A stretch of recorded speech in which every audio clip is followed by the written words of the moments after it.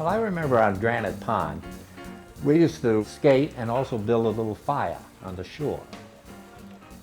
Of course, your mother would probably send you out to us anyway. Go out of the house, and don't stay in the house, out, and you just live on the pond, skating on the pond. Granite is just a big flat pond, so each boy had to make a 4 or 5 foot section with boards erect from the ice, and in order to practice or play, you had to bring your boards. But when you're on open ice, you pass the puck, and if the guy misses that you're passing to, it's going to end up over there.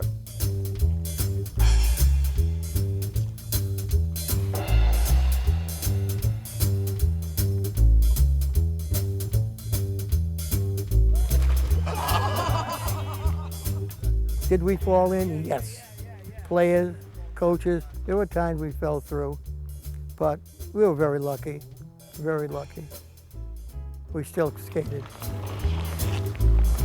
Back then, of course, the equipment we had was a lot different than what we have today.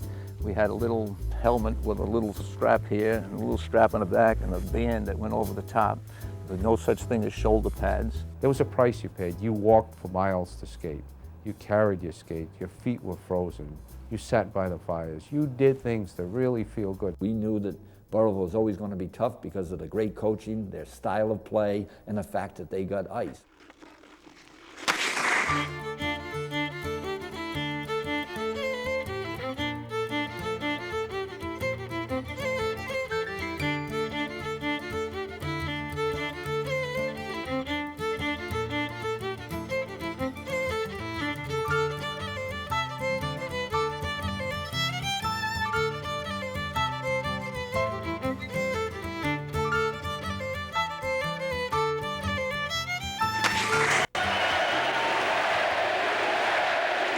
Hockey is the one sport where Rhode Island has had an enormous amount of success beyond the high school ranks, college ranks, professional ranks.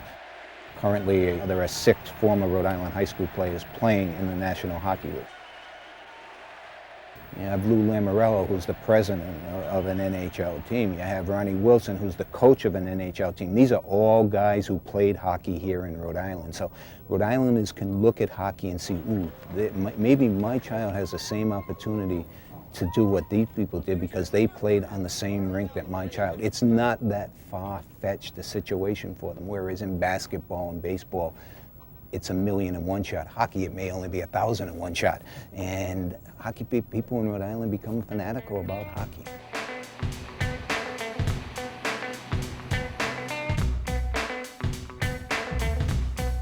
Let's go, Joey!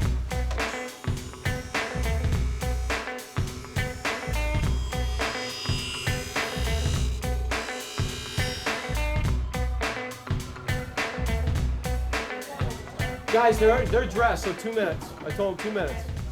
So let's get ready. Put the radio on and get ready.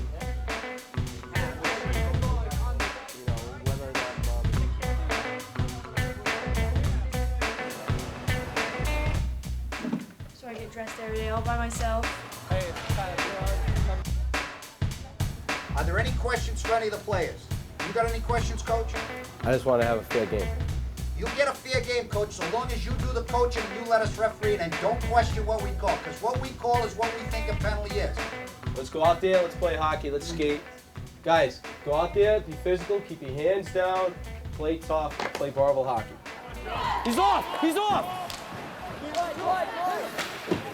Burrillville is Hockey Town, USA. And to be quite honest with you, I've learned more now as the coach, because now people come and tell me the stories, and this is what we did back then, and winning the New England championships with 8 players on a team and things like that. The kids don't really understand that. Why I believe Burrillville high school kids are still playing the game of hockey today, I think it's because they're growing up with it. And a lot of them still have the grandparents and the parents that played. I don't know right now if it's necessarily because of the history of the hockey and what Burrillville was about.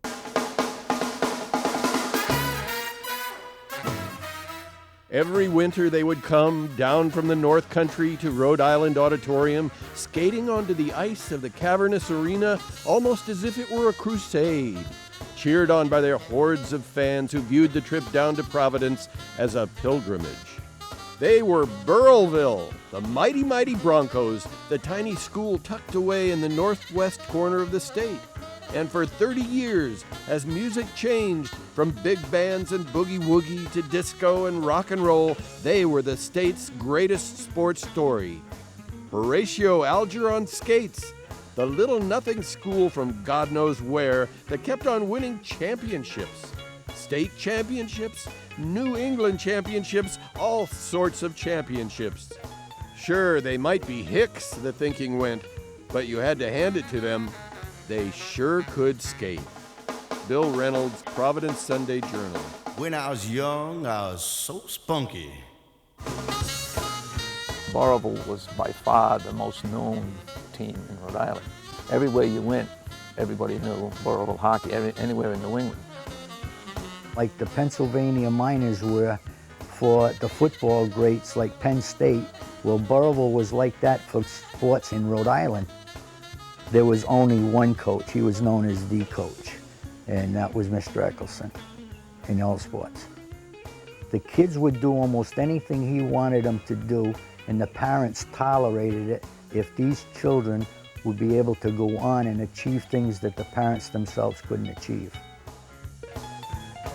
Everybody talked about Tom. I mean, he had great teams. Everybody was in awe of the passing game that Burrillville High School used to come up with. Tom Eccleston was a tactician. He was like maybe 20 years ahead of his time. You know, they talk about these Russian guys and the Czechoslovakians and all those guys. He had already started that kind of stuff. I've had the opportunity to talk to Tarasov and Horsky, and they told me, you know, where they got their information from. And I sort of put Tom Eccleston into that era of time, what he did and how he put those fundamental principles across to us as players and as people. I remember the night that Tom Eccleston announced that he would be accepting a position at Providence College. Our assistant coach, who was Babe Musso, came to be head coach. And the only thing I knew about Babe Musso is that he was tough. I thought that would be good. I never realized how good.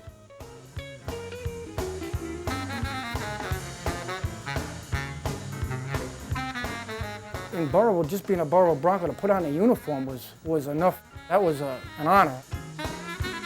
We just had a love for the game. I mean, and because Burrillville hockey was Burrillville hockey, and that was like the top, that was the gold medal.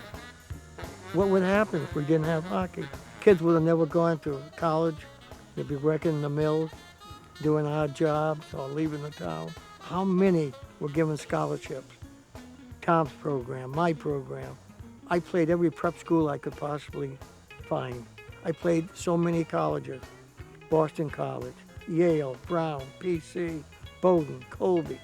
I played them all so they could look at some of my players. So many went on to these schools. When I came back from college, to come back and be a part of this, what a better thing, you know, be a teacher and be a coach at Burrillville High School. Perfect.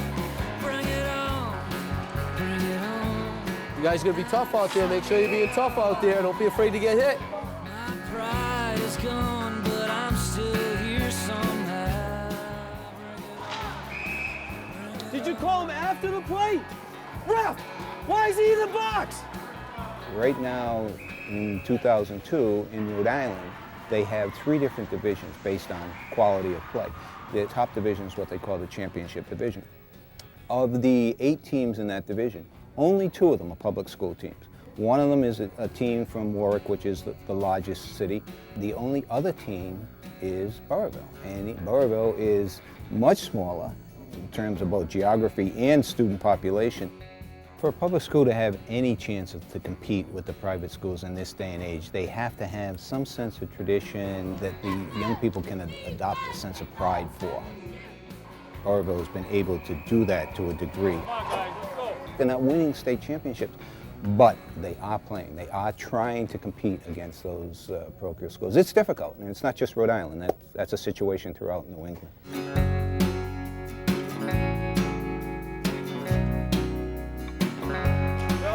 I know we don't deserve to keep going Pushed around and bound in troubled days. Go, go, go! Go, Frankie! This game against LaSalle, it's tough to play them. They're a good team. They have a lot of talent, but we go out there and do the same thing every time. We work our hardest and try to win. And as of now, like when we're losing, it's the most frustrating thing there is. It's tough, especially when you know kids leave Barnwell and go to a different school. That's what makes it even tougher. But we still do have fun though. Coach makes practices fun. He knows what's going on. Hey, just keep working hard, okay? Now you're gonna think these guys are good with passing laterally, okay? So you're gonna anticipate. It's 5-0, come on.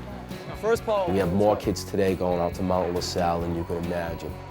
It's difficult, and sometimes I find myself as a second-year head coach where some things I may want to do and be very strict about, I kind of have to, get through it as best I can because I know what the kids are going through. It's a little bit different time, and I have to find a way to keep them happy, keep them motivated, and play the best we can.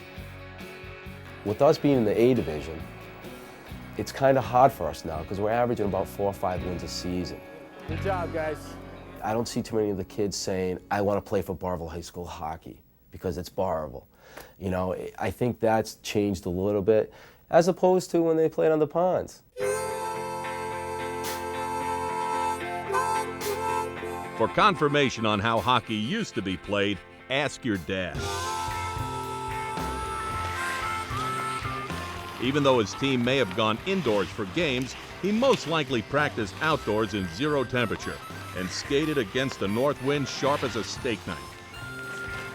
But there were no complaints about frigid weather back then because cold waves meant more ice, and a team that had the inside scoop on outside ice ruled the rink. During this period, itty-bitty Burrillville, smallest school in the Interscholastic League, won 14 state championships and 5 New England titles. Tom Eccleston, who coached during most of Burrillville's era of uncontested supremacy, gave heavy credit to outdoor skating surfaces for the Broncos' super success. Dick Reynolds, Providence Journal-Bulletin. Mr. Eccleston had a lot of strategies, but one of his strategies is that he wanted us to skate more than any other team in the state. At the end of each season, when it got warmer and we were going into state playoffs or finals, we skated on any little pond in the town that had trees around it that would prevent the ice from melting. You played hockey whether it was pitch dark or not. In fact, I think someone said, maybe one of the coaches, that it helped your night vision. Then we would have to flood the rink by hand with buckets. I would go home some nights. We'd have overshoes on, because it was, midwinter, it's freezing. I'd go home some night, and I could not take my gloves off, and I could not take my shoes off because of the ice. For us, the big thing was we'd skate every day.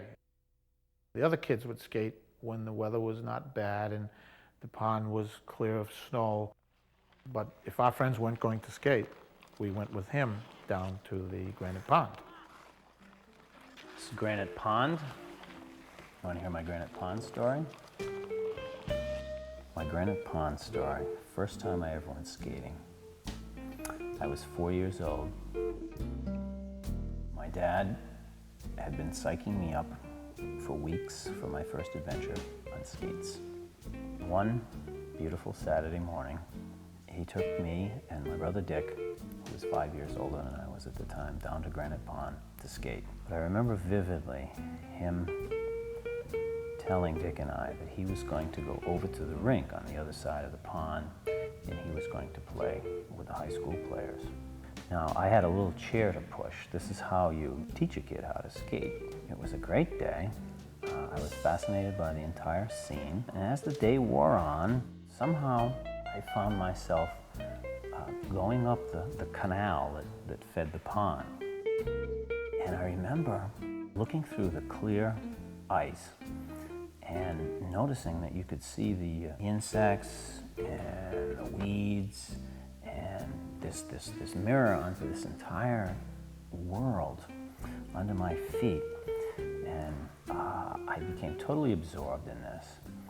And then I noticed that It was getting dark. So I pushed my little chair down the canal, and when I looked into the cove where the rink was, there was no one there. My father had forgotten me. By this time it was dark, the sun had set, and I'm sitting in the middle of the pond on my little chair.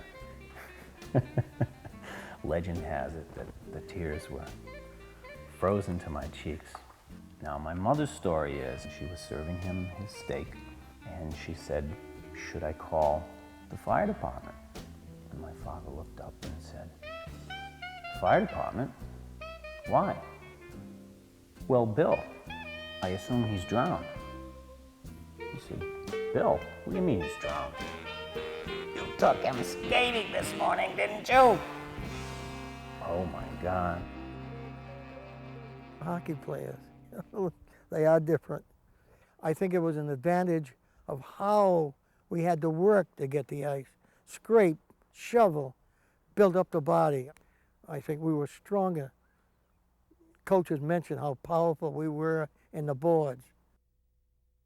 Lou Samini was LaSalle, Dick Earns, and other coaches at Cranston.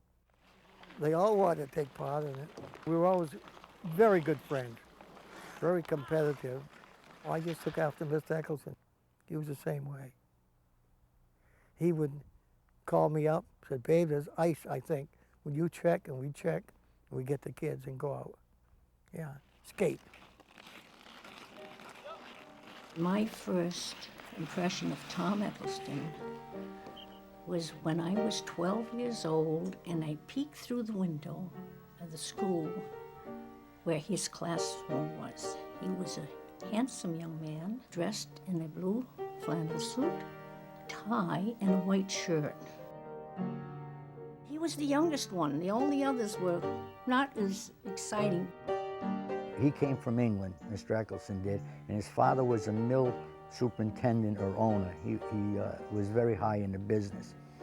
And when Mr. Eccleston graduated from Brown, I think he sat down over a period of time and thought that he would want to do something great in the field of athletics. And he looked around and he saw this little diamond in the rough. It was a town in northern Rhode Island where it's colder than the rest of Rhode Island. It's a little higher. It has many lakes. The people that lived there were mill workers, and they would do anything for their children to have a better life than they had. Tom Eccleston, who had actually come from stock, who worked in the mills, was perfectly poised in the middle, I think, to work both in directing kids to improve their minds and to go on to higher education through the medium of sports, to make Burrillville into a unified community, and also to put it on the map.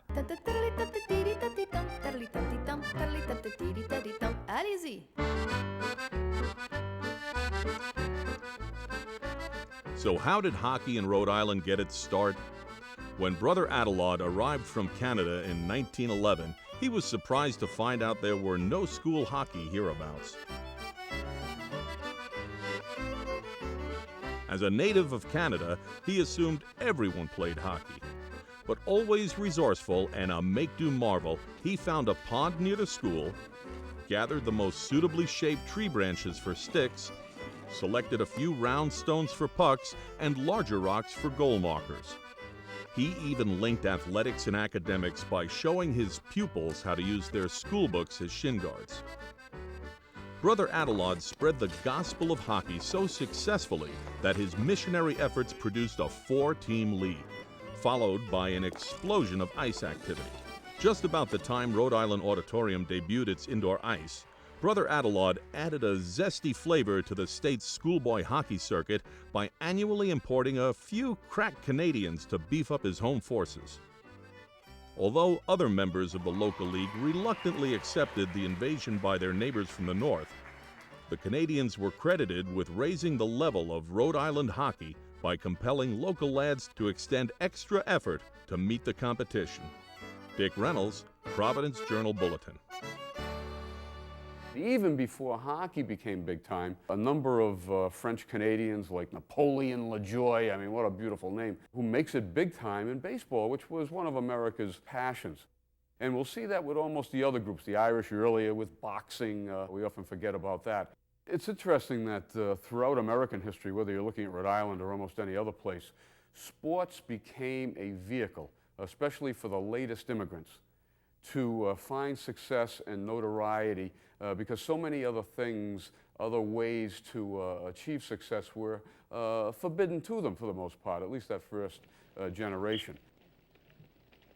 The notion that teams matter in the training of young people has been around for some time.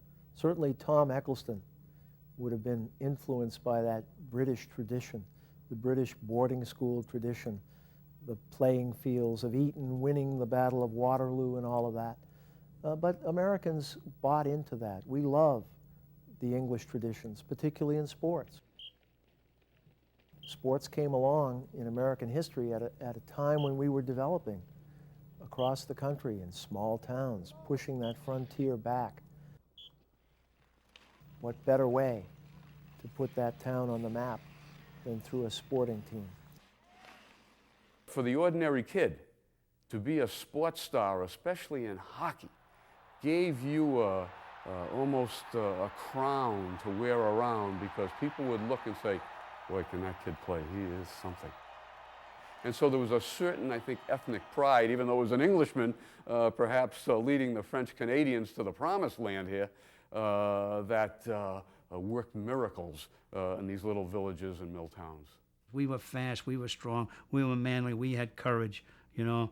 I mean, it was the fastest game there is. If you play that game, you're somebody. We loved the game. We just wanted to go out there and play it. We'd find out where the ice was. Or if we knew there was 10-degree difference between Burrillville and Providence, we were heading for some pond up in Burrillville where the ice was thicker. We were going all over to find ice.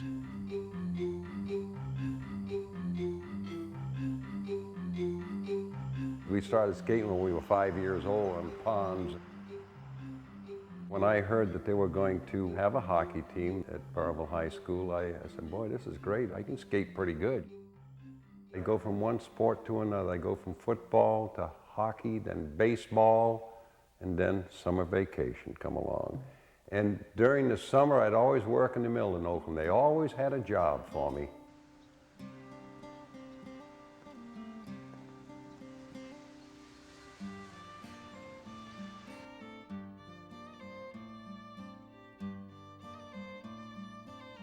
Rhode Island became the first urbanized, industrialized state in the nation. And you can follow that back directly to the shores of the Blackstone River, where they erected the first factory really in America, Slater's Mill, back in the 1790s down in Pawtucket. And once that was up and running, it helped draw in dozens of other factories that eventually would turn the Blackstone into the hardest working river in America. And before you knew it, these mills would expand to almost every stream, every brook, anywhere there was falling water. In fact, Pawtucket, Pawtuxet, Pawcatuck are all Indian words meaning falling water. And when you had falling water, you had free energy. And even though the conditions were intolerable in some ways, at least by our perspective, Old Man Slater and Moses Brown, who opened up the mill, they offered something that most of the people never saw, and that was hard cash.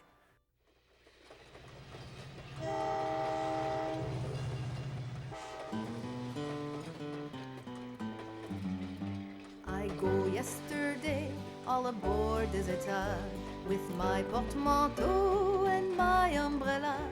At about the time of the Civil War, when there's a great need for a larger labor force, you happen to have an agricultural crisis up in the Quebec area. In order to escape that, thousands of French Canadians would come down through New England, especially coming to Rhode Island, which as the cradle of the Industrial Revolution still offered innumerable jobs. I go yesterday all aboard the Zeta.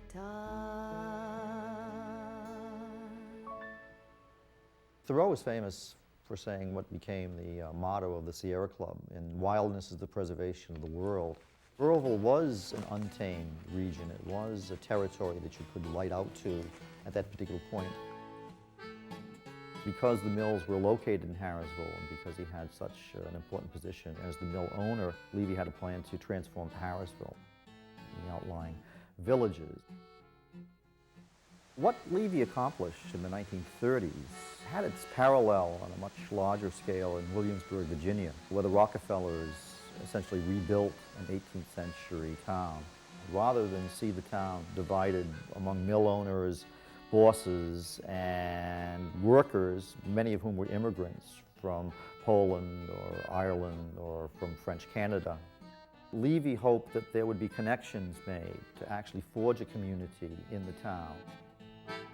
Most families were similar to mine. Their parents worked in the factories. It was a total factory town.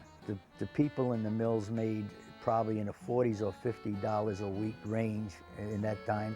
And there was a very, very small percentage of students going to college. Most of the people that worked in the factories as the laborers had almost no chance of their children going to school. And many of the families were larger families. It was unusual for children to go to school in those days because they were at 13, 14 years old, they were working in the mill. And that's what my mother did. She's from a family of 13 children. My mother could not write or read. She was from Canada. She spoke French all the time. That's my dad. He graduated from grammar school, but that was it. There was no high school for them or anything. My brother went into the mill at 16 years old, if I remember right. My sister the same way. She finished her freshman year in high school and she quit and went in the mill. But I was different. I stuck it out. I'm glad I did. What motivated me? I just loved sports, and we had good guidance. We had good people to teach us. The 20th century was the time when we saw the coach come to the forefront. The coach as hero. Knute Rockne, John McGraw of the New York Giants. Men like that truly were becoming bigger than some of the athletes. And I think at the high school level, the coaches were beginning to play the same role. After all, the athlete might only play for 3 years and then move on. But who was there year after year? Particularly if he built a dynasty. It was the coach. And now we have the pleasure of welcoming to our microphones the coach of the Burrillville Bronx, Tommy Eccleston, that I'm sure many of you Lewis and Auburn fans will remember. Thank you, John. I'm very happy to be back here again. Tommy, what kind of a season have you had down there in Burrillville this year? Well, so far we've been very fortunate, John. We have managed to win 11. 11 out of 11? Well, that's right. You're undefeated to date? Up to date. And I still see that you're playing that position hockey, Tom, and it's certainly swell to watch. Continued good luck, Tommy. You're doing a swell job. We hear wonderful reports about you and your scholastic activities and your athletic activities down there at Burrillville. Let's hope they continue. Thank you very much, John. My father was a coach. He wasn't a hockey coach. He wasn't a baseball coach. He wasn't a football coach. He was a coach. He coached all three. He had been coaching since he was a boy. I have a little notebook of his that he kept when he was 12 years old. And that little notebook of my dad's, you can see his coaching methodology right there at the age of 12. He paid very careful attention to every little detail of things. When my father started coaching hockey in Burrillville, he had already quite a bit of experience coaching high school football. And hockey itself was not very scientifically coached. We're talking late 30s. The only thing he could do was take his football and apply it to hockey. At that time, most coaches just threw the puck out and scrimmaged. And he broke it down into the small pieces, you know, how to pass, how to shoot. He also had set patterns for offense, for passing, for defense. He always used the zone defense, which was unheard of at that time in hockey. In the 30s and early 40s, you only had 3 men attacking. You didn't have the 5 men with the 2 defensemen up at the blue line keeping the puck in the offensive zone. And he was one of the first ones. He didn't invent it, but he's one of the first ones to play it at the high school level. And that was a very radical 5-man up hockey. The way hockey is coached today, that's the way he did it, but he did it so much earlier. Coach, you know what you're doing down there?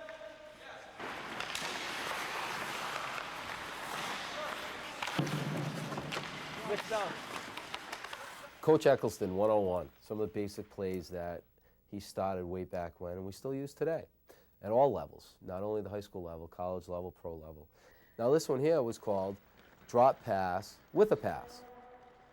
And what would happen is, now if the defenseman's here, X would go this way, the winger would go this way to the net. And now the center had an option. He could make a pass back to him, or he could cut across and take a shot. And we still use these today. I still teach the kids these today.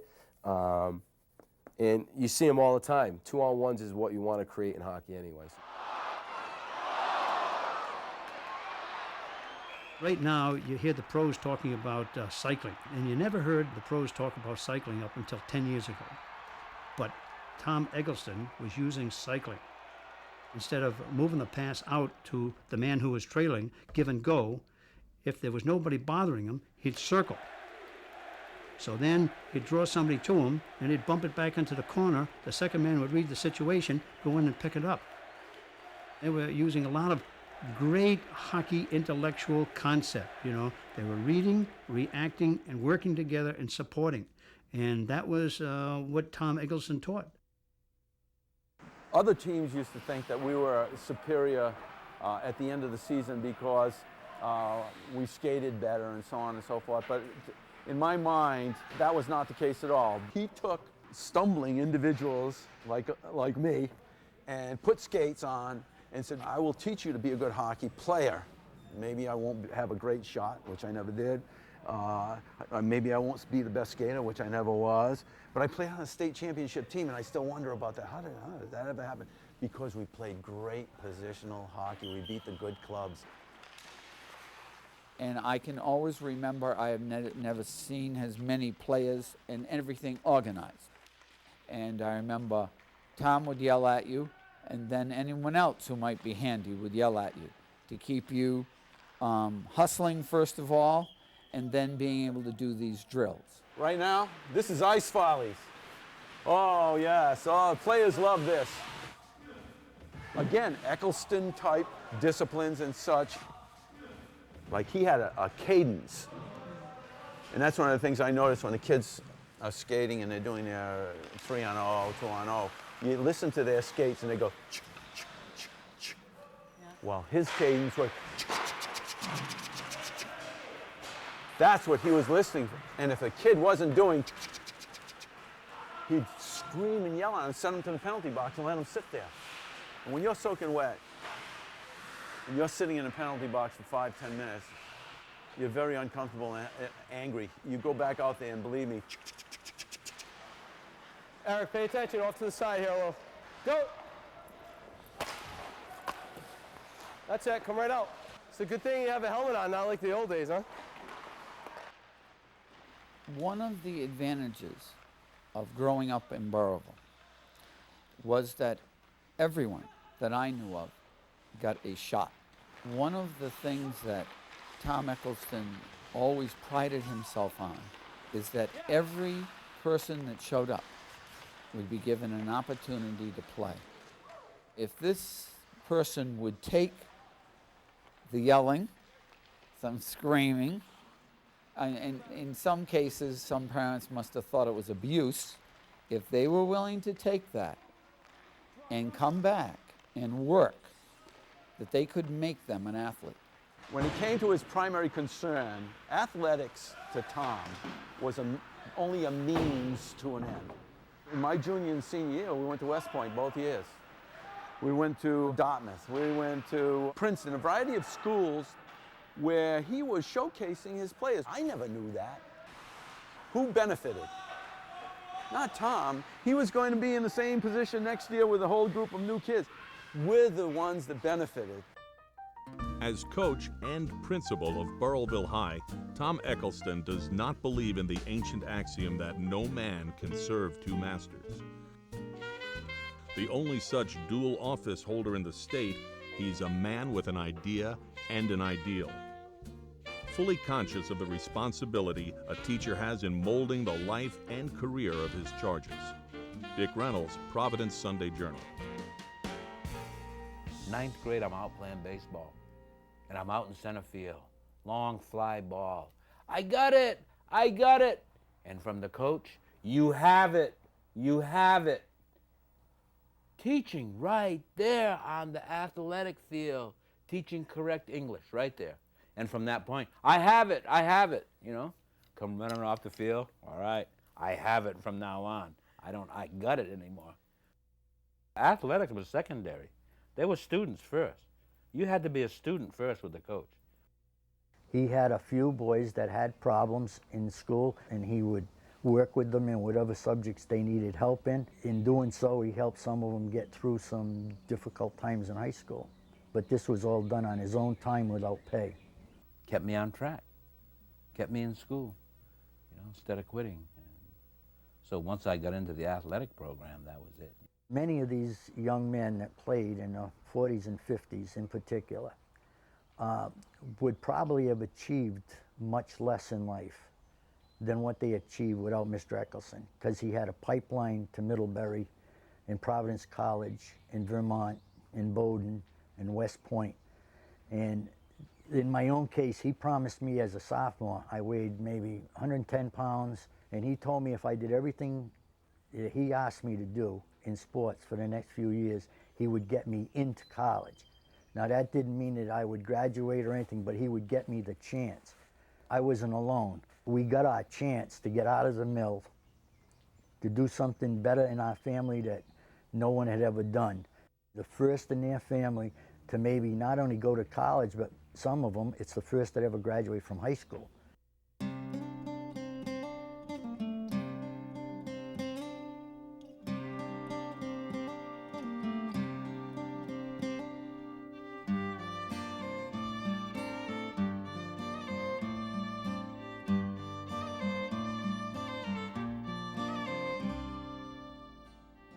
Oh yes, I'm in 8th grade, and the principal of the school, Miss Hanley, I guess I was in trouble once in a while, and she told Tom that, she said, Mr. Eccleston, you know, Babe Musso is going to leave school, and he's got all the qualities to be everything he wants to be, and he shouldn't be doing that.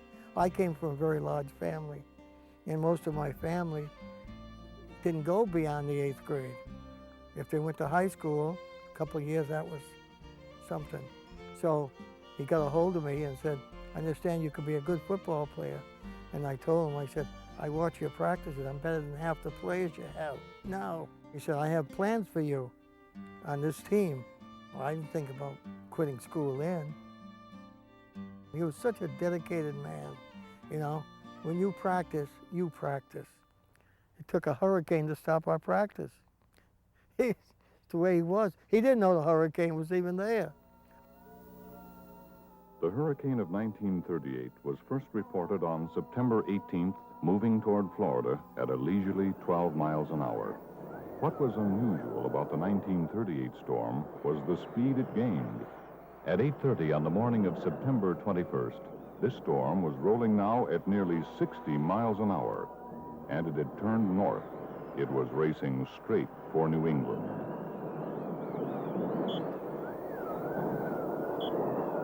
Tom was holding practices, and we were going through drills that we always do, and the wind became very powerful. Vic Rathier did all the kicking, and a couple of times he kicked forward, but the ball came back. And the coach said, you know, we're going to go up against wind like this. You've got to be ready for it. I turned around, and there was a Methodist church, and the steeple tumbled over. I said, Coach, take a look at the church. And he just yelled out, everybody, get home, the best way you can. The hurricane of 1938. The next day, the telephone wires were down, and trees were down, some homes were destroyed, and there we are playing football. There was no such thing as goofing off with him. I went through and played for Mr. Eccleston. Greatest thing I've ever done. A sport like hockey or football or baseball was dependent on local heroes, and the schools had a lot to do with it. The people who were running these schools grabbed hold of athletics as a way to create community and to keep people in school and to teach values, values that had been around for a long, long time, but they fit very nicely with the idea that you were an individual worker, but you were part of a larger ensemble or a larger organization. And with those sports have come the belief that team sports can train us in ways that almost nothing else can, short of war. Mamzelle s'est tombée amoureuse, mais depuis ça c'est phénoménal. Dear Bucky, Skip O'Connor showed me a letter from Babe Musso, one of the best athletes ever turned out of a Rhode Island school. The old Babe is in Italy now with the... Dear Carl, Army life has certainly agreed with Ducky Weeder. Remember the day all 248 pounds of him bowled over South Kingston's defensive huddle? Well, Ducky is 210 pounds of whalebone and whipcord. 5 Burrowville High School boys have given their lives already in this war. It seems an unfair percentage for a small school, but I suppose there are no fair percentages in war. Sincerely yours, Jack Martin. We owe more than we can repay you, boys, and it is up to us on the home front to keep things going until you're all home again. Your coach, Tom Eccleston. The war came and our boys started going off to war. We were losing the cream of the crop. We were losing those that wanted to go and those that were in school that had to go. We sent letters all over the United States, all over the world. And we received letters back from many of them. Dear Coach, just a few days before your wonderful letter came, I received a letter from my grandmother.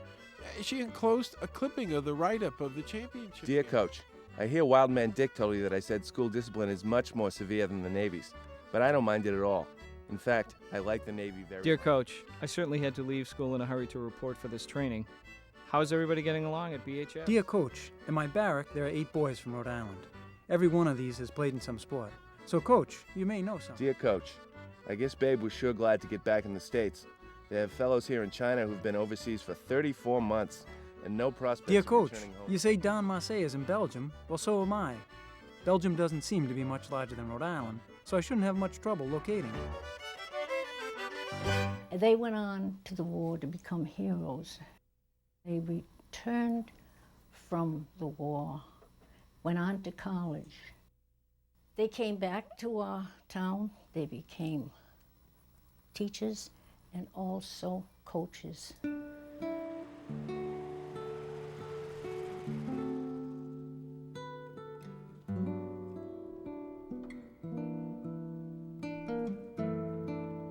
at these babies. Oh, I see. Yeah. Oh, yeah, yeah.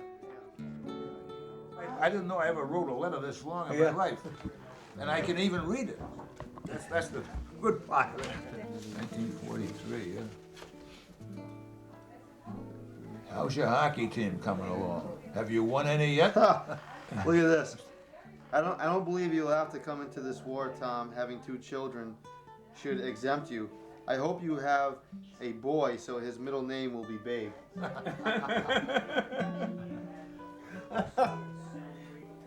Hi.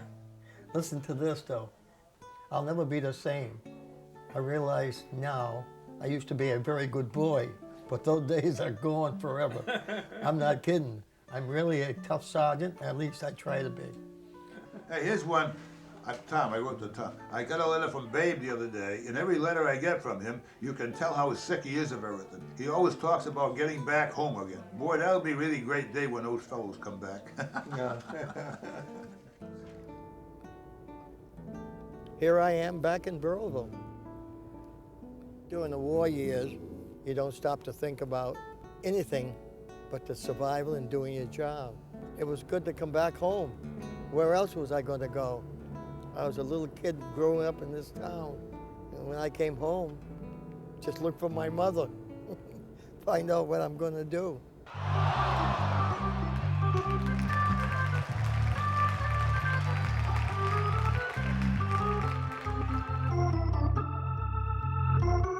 The cream of high school talent in 5 states will play tonight at the Auditorium in Providence for the New England Championship.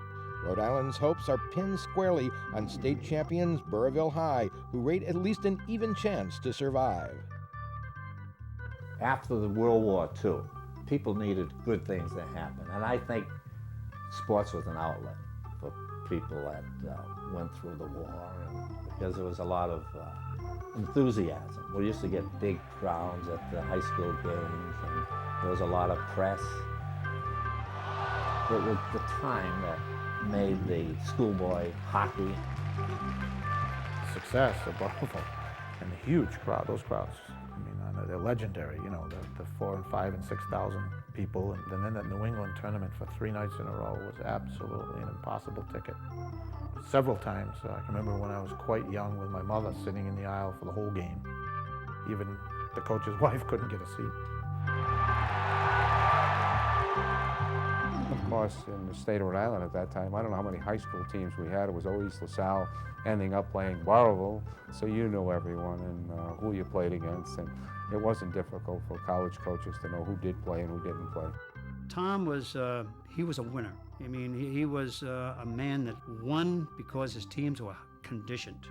His teams could outthink you, and his teams could outskate you. And there's nothing worse than getting outskated. That was the only game, not only the only game in town, that was the only game in the state of Rhode Island back then.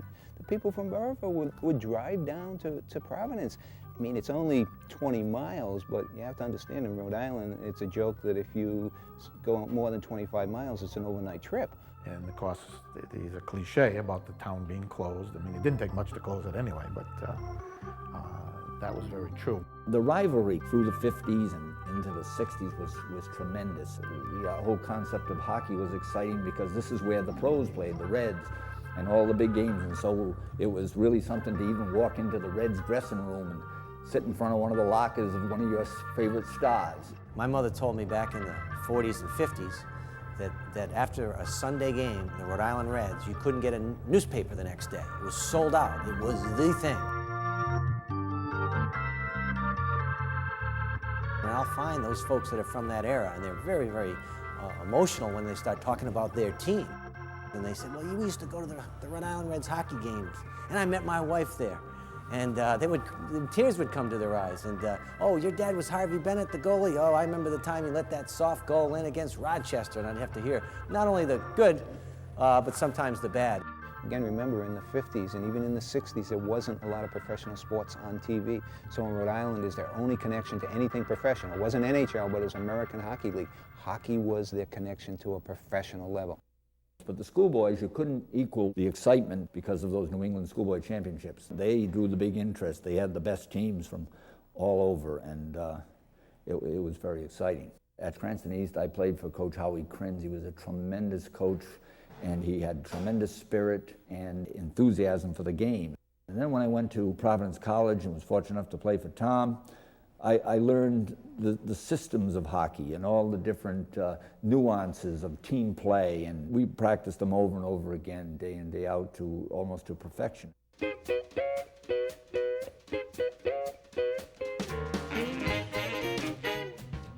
Tommy Eccleston, the Burrillville perfectionist that took over the hockey coaching job at Providence College this year, has turned ballet master.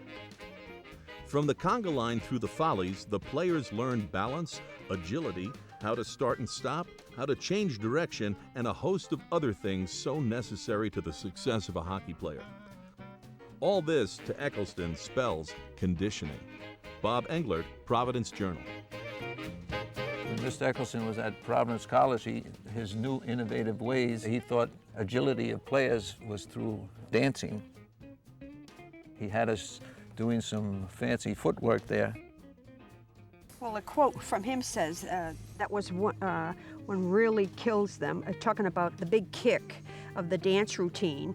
And he said, that one really kills them, Eccleston said, but it builds up their leg muscles and is probably the most valuable exercise we go through. You notice I have the best form. Well, and then the circular, I mean, you've seen the Rockettes do some of this. He took most of the Burrillville strategies to PC. He had superior players from high school players, but he had them do these plays. The Canadians in particular didn't like him at all because they were accustomed to drop the puck and play. And to watch him take these different players and mold them into a team was very, very interesting. One of the greatest players was Larry Kish, who later went on and coached here in Rhode Island, and later went on and coached in the National Hockey League. I had never seen such a transformation in a player going from an individual type of person to a team player. I think I was probably one of the most rebellious of the whole system, but it grew on me, and by the time I got through my sophomore year, I was very well adjusted. We had two players from Montreal, and they said, hey, wait till you get a taste of this 3-2 hockey, which was 3 guys basically on the blue line and 2 guys forechecking hard. It was nothing more than a modified 2-1-2 system with your high guy playing out at the blue line, but it was something I hadn't seen.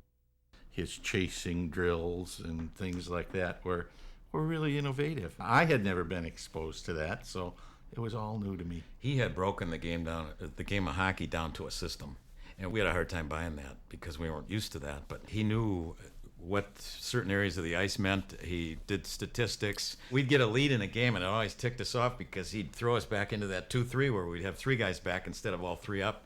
It was a whole thing that eventually took over hockey, and I don't think people really did it until the Russians came over and showed it to us, but there was Tom Eccleston breaking that game down to a science. Everybody kind of worked well together. We're no real superstars, but we had good players. And Mr. Eccleston had that knack of being able to put that whole scenario together so that everybody kind of played off one another, but in the right way. And we had a great team. As a matter of fact, I believe that year we won 12 one-goal games. And I can remember on the bus rides when we go to other colleges to play, I'd try to sit with him because I knew at that time that I'd like to be a coach like him. I learned a lot just from on those bus trips, never mind as being a player on the team. I graduated in 1961, and 3 years later, the team went to the national finals, and he was picked United States Coach of the Year. The players by that time accepted his patterns, and they played extremely well, won the Eastern Championship, and went on and played very well in Denver. It was hard to get the non-Burrillville kids to accept these plays, but once they got to accept them, they liked them. Now, Lou Lamoriello, general manager of the New Jersey Devils, doesn't make his players use plays, but they use some of the practice material that he had and some of the ideas that Mr. Eccleston had. I had graduated Providence College in 1963. I played for Tom, I was captain. But one of the reasons, I was Tom's boy. And I know that.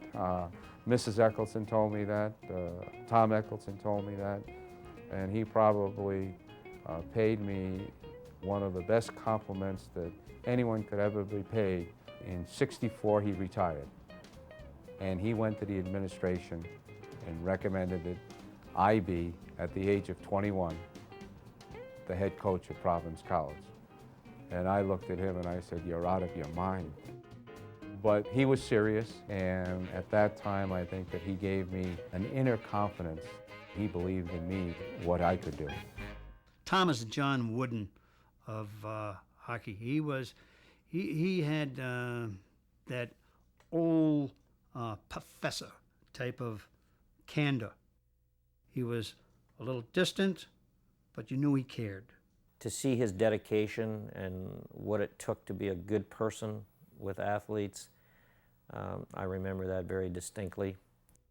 And we knew that he had started a real tradition in Burrillville. We all knew about Burrillville. We didn't know anything else, but we knew about Burrillville.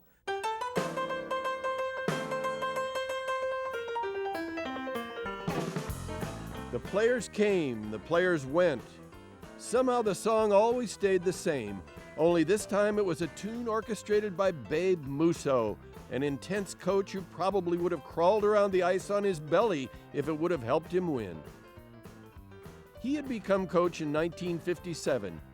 2 years later, he won his first New England championship, the first Rhode Island team to claim the crown. When he quit coaching in 1974, he was the most successful coach in Rhode Island history. 8 state titles, 5 New England ones, with 4 runners-up. Never missed the playoffs in 18 years of coaching. Kids in town grew up idolizing the players. The players, in turn, were all but ashamed to lose. Bill Reynolds, Providence Sunday Journal. In a community such as Burrillville, we're not a very wealthy community. And sports is a big thing in town of Burrillville, and especially hockey. Hockey became because of Tom Eccleston. He started the program. He did very well. I took over. I was extremely lucky. We did win quite a few New England championships in state, and it brought prestige to the town. That was it. To play varsity Burrillville hockey was the thing to do, and for Babe Musso, it couldn't have been any better.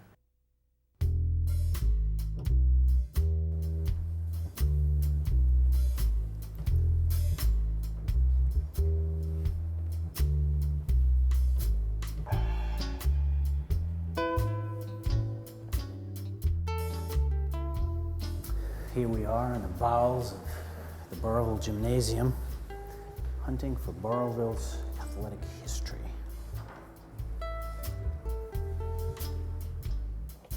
Yep, these are the glory years of Burrillville sports represented on these plaques here. This is the 1960 New England Championship Trophy. Burrillville had won the New England Championship for the 2nd year in a row. My brother Don was the star of that team. That was Babe Musso's famous Ironman team. He had only 2 spare players. My brother, Joe Dudley, Denny Ballou, and others would often play the entire game without coming off. This was probably Babe Musso's most remarkable coaching achievement. This is the 1959 State Hockey Championship Award. State Baseball Champions, 1949. Now in the 48-49 school year, Burrillville won everything. They won the football championship, the hockey championship, and the state baseball championship. They had done the same thing the year before. They won all 3 championships. That's a standing record today. 1969, Rhode Island Class C champions, football. This was my team. Here's Burrillville's athletic heritage. We can put this on display. Its physical presence is palpable. But what do we do about our academic history? What about all of those people who went to Brown, West Point, Amherst? There are no plaques in their memory. That would be my father's point. His athletics was simply a means to motivate the unmotivated student to achieve in the classroom. And there was a tradition. There was a tradition that even in a small mill town, where education for a lot of people wasn't the first priority, that men like Tom Eccleston and Babe Musso and Frank Hauser and my other coaches, they changed all that. They made it a priority, setting a tone, both educationally and athletically. I was a product of the people that went through Burrillville before I ever got there. I saw their lives. I had examples to go by. When I arrived at Burrillville High School in 1966, there were no limits to what a student could do. We just took it for granted that our top students were going to go to the very top schools in the United States. Now, this is a blue-collar town, and blue-collar kids aren't expected to go to schools like that. But they did from Burrillville. It's difficult to explain how, I think part of it was the leadership of Tom Eccleston himself and his connections to Moses Brown and Brown University, in the sense that there was a kind of Ivy League presence presiding over the faculty. Tom Eccleston, in a sense, ran the high school almost as if it were a private school, very cannily dividing up the credentials between those who would make superb coaches and those who would make superb academic teachers, those who combined both talents in one, so that you had a whole spread of talents? I think it was more through Tom Eccleston. He had connections all over. There was a Jack Boylan, who was a goaltender for Burrillville. Eddie Zivkak and myself all went to St. Lawrence, and a coach that coached up there for years is George Menard. But that was a connection, and he had these connections all over the country. I mean, it was just amazing the people that he knew. The network worked like this. Take Doug Curlis, for example. When he graduated from high school, he went into the U.S. Navy. He came out of the Navy. He asked my father what he could do for him. Doug was an excellent football player, and my father got him into the University of Denver, where he played football. Doug then made his career out west. By the late 60s, he was teaching in the San Francisco area. Oh, hey. Through Doug's efforts and my father's help, Doug placed 2 hockey players at Bowdoin College, and he placed a girl in the first class of women admitted at Bowdoin. When I got into Berkeley High as a counselor, during the riots of '69 and all that time, that's when these guys were there. What I learned from the coach about helping kids, sending kids, writing letters of recommendation, calling, getting kids into college, that transferred through me in my educational career. I did the same thing, sent kids back there, you know, to go to school. That's how I was treated by the coach. Dedication to education and sports. That was his whole life. When he was superintendent of school, he was involved in everything that went on. There's a few superintendents who went to the games, but he was always there. I hate to say this, but since Mr. Eccleston left, and Mr. Musso, I don't know how many players have gone on to college hockey.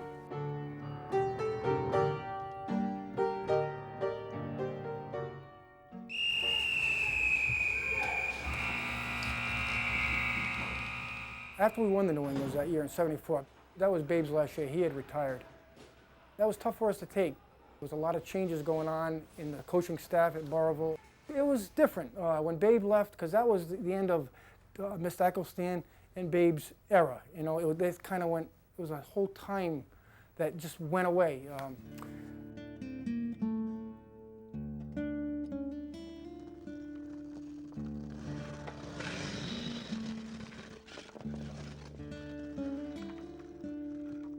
Times change. Rinks have had everything to do with it, in the case of ice hockey.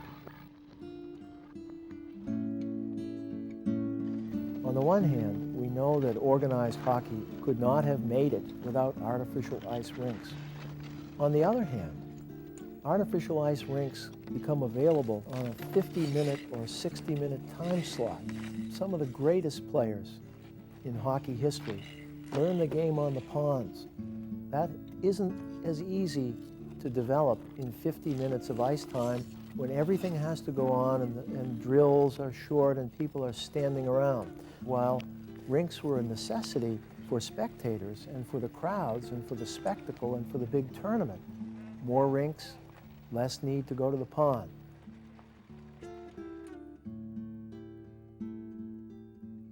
Have we killed the development of hockey players? No, but maybe it's a different kind of hockey player that we've developed. Someone who may not have that love of the game in the same way that the pond hockey players did. Everything is going through hockey schools. We learn the game by ourselves. Gretzky said, oh, I had a lot of great coaches, but he says, my backyard was my best coach. He says, ice time was my best coach. He says, time by yourself is the incubator of great skill. I go back to Tom Eccleston. To win the game is great, and maybe if that's all you concentrate on, you're not going to fall. You're not going to be a long-time hockey player. To win the game is great. To play the game is greater. To love the game is the greatest of all. You can spend all your money on going to hockey schools, But if the kid isn't self-driven,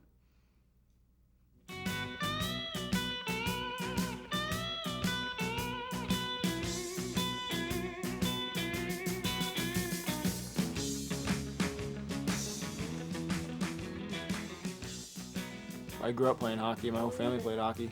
Like half an hour. Me and my sister, all my cousins. When I was like 3 years old, Frankie started playing and stuff. And I was just like, Mom, I want to play hockey. It just looks so fun. Let's go, Walker. No. Come on. Well, me and my friend Kyle Walker, we always hang out before the games, no matter what. You go for that, I'll look you up. I never miss a game, no matter what. She doesn't skate all the time, but see how the years come, how they get exciting for her.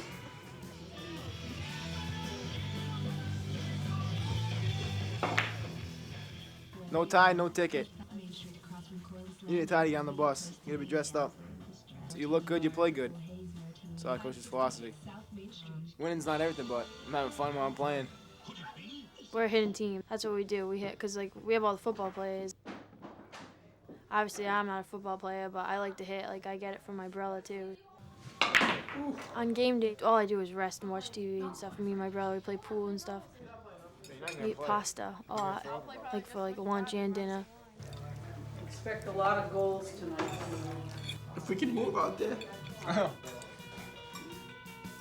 go, Joey! I think today a lot of the kids still have that little bit of a dream. I want to go to Division I. I want to play hockey. I want to go here. I want to go there.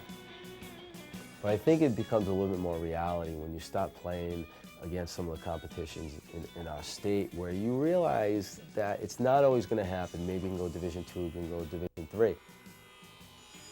For somebody more specifically like a Jolene Rambone, she's somebody that could earn it. She's a good player, she's a smart kid, and if she can pull it off and stay here and play and practice every day, she's a kid that could get that Division I ride. Together. Skates together. It's my sister. You have to establish that, right? Yeah. I love being part of a team. The girls' team is coming up as a varsity team next year, and I just found out yesterday that they're gonna let me play for the boys' team.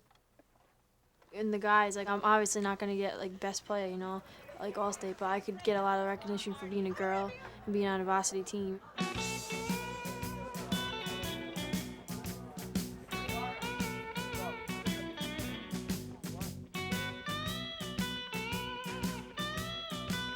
You ready to go? Sure. Jolene's one of the few girls that's played out for us. She's playing left wing or center. She's not afraid to go in there and mix it up, and like Coach used to say, stick her nose in there.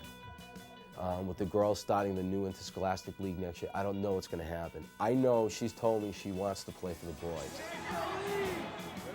She knows it's going to make her better and give her the opportunity to get that Division I scholarship. Sports are more important because that's what's going to get me through college.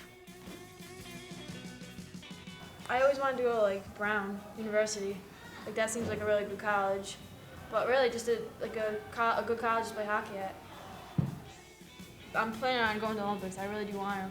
Like first of all, I want to go to like a Division I college for hockey, and then I hope to go to the Olympics. That's my goal. It's been my goal since I was like a little girl. A lot of people have faith in me too, so like they'll help me. The funny thing is, every year we've had a girl on the team. So the traditions kept happening. But every generation, it seems that there's more parent involvement. And not that that's necessarily always a bad thing, but sometimes it can be, because instead of just letting coach do his thing, sometimes people don't understand what you're doing is not necessarily going to help the kid right now, but how is it going to make them a better person? And that's what Coach was doing to me. I mean, he groomed me right through without me even knowing it. I had no idea. ABC's Wide World of Sports Athlete of the Week. Most 78-year-olds enjoy relaxing at home. But Tom Eccleston is not your average senior citizen. If we keep our heads, we'll win it. He's the coach of a high school hockey team in Burrillville, a small town in Rhode Island. What I like about it is every year it's a challenge. I mean, now we've happened to do it for 4 years, and we've had to do it with, of course, different boys. You don't have the same group every year. While winning everywhere he went, Eccleston has never let his student players forget what's important. Well, I tell my boys that hockey is your ice cream and cake.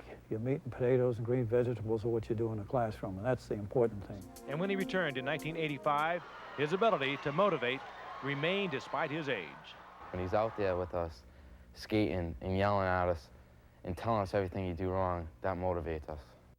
Besides my wife now and my mom, talk about my biggest influence is Coach Eck. I mean, he just, I worship the ground the guy worked on. He was just the best. Without him, I wouldn't be where I am today. I had Shane as a student in junior high. And Shane was a good-looking guy. He seemed to have it all together, but he had one of these little things right on his shoulder that you wanted to, you know. The one thing Shane could do well, very well, was play in the nets. But he was a fellow that did things his own way. It didn't look as though he was going anywhere. And then along comes Tom Eccleston. Tom did with Shane McConnell the same thing he had done with so many students over the years. He had his own little carrots to dangle, and as an experienced man in education and in athletics, knew how to draw that out of an individual. Now, here's a guy that he was at a dead end. By the time he was a senior, he was all state.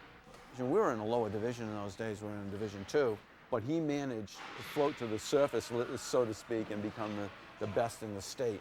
From that point on, he went on to school, did very well. He came back as an educator, and now as a coach. I'll tell you, it's like deja vu all over again, as Yogi would say. I remember going in the locker room one time with Tom, and some heavy metal was blasting on the kids' stereos, and I said to him, "Do you like that?" He says, "No, no." He says, "I hate it." He said, "That's their music. And if I want them to respect what I think they should do, I have to respect what's part of their world." He bridged that gap. He convinced young people of the 80s that it was worth maybe giving up some other things to focus in on the pride that you can have by accomplishing something. Direct, watch toward the net, gets around Canoia, in front, Canoia, go! Burrillville wins it! When Coach Eccleston came back, here he is, his 78-year-old coach, and all of a sudden, he can't do it. He can't come back and deal with these kids today.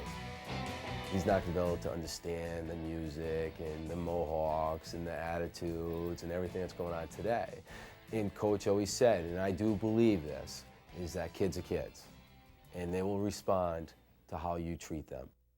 Today, I mean, I remember those things as a coach and as a teacher and now as an assistant principal. I'm English right now. Let's go to class, guys. I think there are Tom Eccleston stories going on all around this country. Guys, let's get to class. In all kinds of sports. But we don't choose to see them. We don't choose to view them. There are many miracles that are going on out there in those schools every day. I don't know where I'm going. Chris. Perhaps we don't see as many people like Tom Eccleston who stay for a long, long time because of the pressures simply to be a teacher and a coach in our society today. We're not satisfied with the kind of commitment that someone like Tom Eccleston showed that didn't necessarily manifest itself in wins and losses or stardom, but paid off in the long run.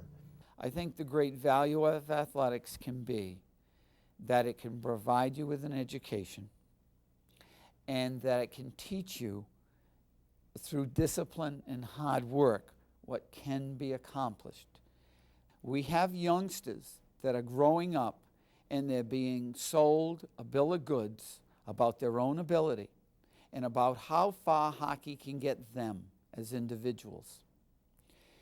If we turned it around and if we took Burrillville or any other town and said, listen, it isn't how far you get as an individual, it's what you're willing to give to your team that's going to make you this individual. And I think that is what we have to sell. We have to sell that this is a team, that this is your town, this is your community. Tom has proven it when he coached as a teacher and a coach as a principal, a coach as a superintendent, and later on in life when he coached people that were grandsons of the kids that he did coach. He did have the support of the parents, there's no question about that. And I think the same thing could happen today for the majority of the youngsters. Someone who put that kind of time in and had that kind of interest could achieve almost anything with these kids today.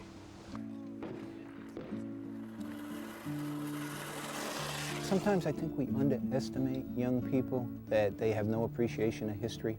I think if they see a couple of different generations that have been involved in something, and that they can be involved in something that their grandfathers were involved in and their fathers were involved in, it's pride.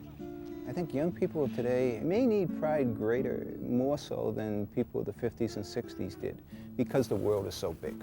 And it may be much more difficult for them if they're not a celebrity, if they're just an average high school kid.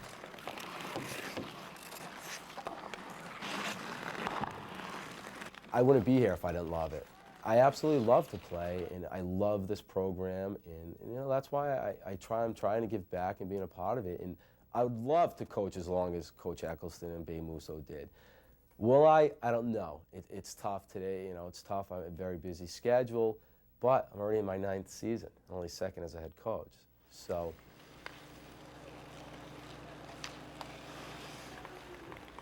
Keep going. Don't stop. Nobody wanted to stop. It was gold.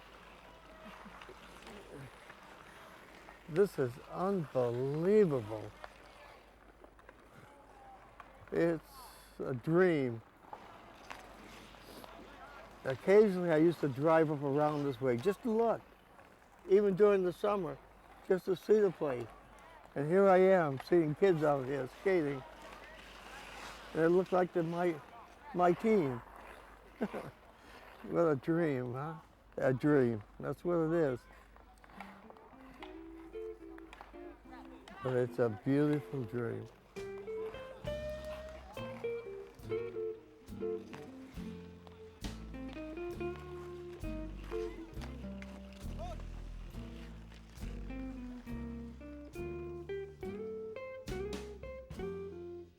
He was a father, he was a grandfather, he was an uncle, he was a brother, he was your friend. All in one. Tom's body's gone, but his spirit is still here, and it still lurks around that field, around that school. His spirit is there in that town. And if people can look back to that spirit, then maybe the attitudes that they develop within themselves will be what he taught us, but refined to meet what has to be done in this day and age.